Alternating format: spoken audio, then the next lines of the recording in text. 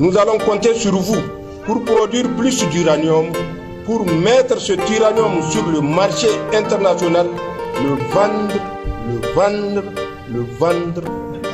au profit des Nigériens.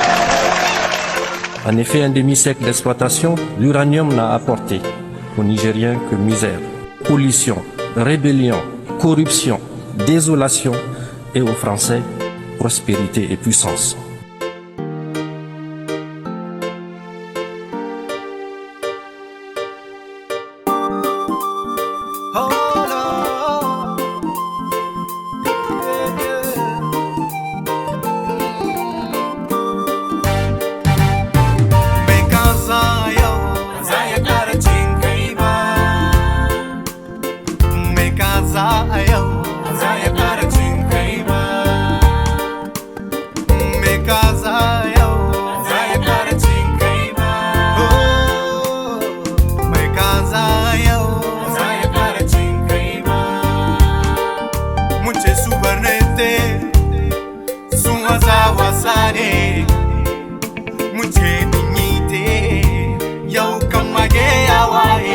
Kan zaki ne ya waye.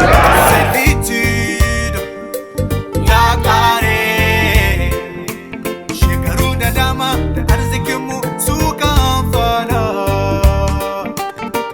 suka sa su rafa, su ɗauwa su ɗauri ba, sun bar ƙasanmu cikin cuta, al'umma sai wahala.